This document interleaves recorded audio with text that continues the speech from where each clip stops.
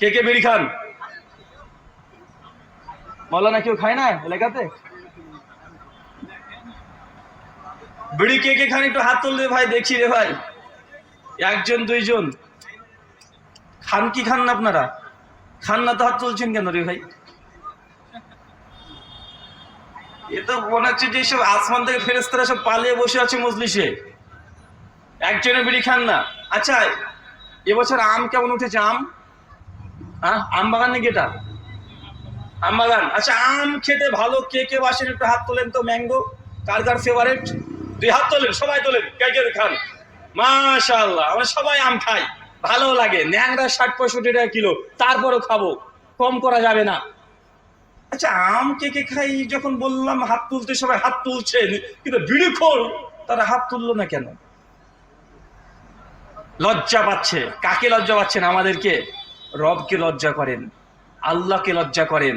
আপনি বিড়ি খান, জর্দা খান, হাত তুলতে পারছেন না প্রকাশ্যে মানুষের সামনে। এই না তোলাটাই, হাত না তোলাটাই আপনার বিবেককে বাধা দিচ্ছে।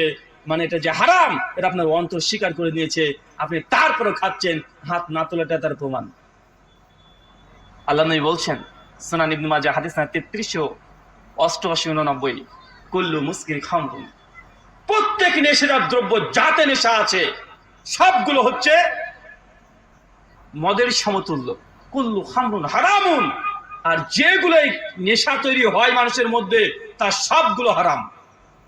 এখন আপনি বলতেন, হুজুর আমি তো বিড়ি খাই, নেশা হয় না। আপনার নেশার দরকার নাই তো। যারা 14 বছর 40 বছর ধরে মদ খাচ্ছে, মাল খাচ্ছে, ওদেরকে যদি আপনি এক ভোগ যদি বিয়ার খাইয়ে দেন, ওর কিছুই হয় না। মানে ওরা একটু ভালো লাগে ওর বেশি। কেন? ও মদ খেয়ে খেয়ে গোটা রক্তে মদ মিশে আছে, এক গ্লাসের কাজই হয় না। তার মানে কি বলছেন যে এটা মদটা তার জন্য হারাম না? আপনি বিড়ি খেয়ে খেয়ে খেয়ে খেয়ে খেয়ে খেয়ে আপনার বিড়িতে নেশাও হয় না, মাথাও ঘোরে না, কিন্তু আপনার 7 বছর ছেলেকে 2 টান মারান তো দেখি, ঠিক থাকবে? কথা বলেন। এখন আপনি যদি বলেন যে না, বিড়ি কেন হারাম হবে? আচ্ছা, যদি তাই নাই হয়, তাহলে আপনি একটা মারা পরে ছেলেটাকে বলে, বাপ তুই একটা মার।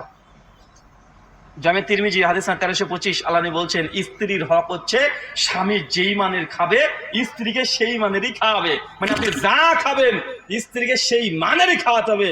আপনি যদি একটা না মারেন, স্ত্রীকে বলতে হবে তুমিও খাও।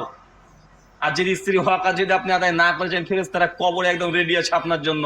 মানে আপনি যেদিকে যাবেন সেই দিকে বিপদে। এই কথা অনস্বীকার্য যে বিড়ি, সিগারেট, জর্দা সবগুলো নিষেধাজ্ঞ দ্রব্যগুলো নিষিদ্ধ, হারাম। এটা যত পর্যন্ত আপনি স্বীকার না করছেন, আপনি ইবাদতের কি জিনিস, কি মজা, এটা বুঝতে পারবেন না।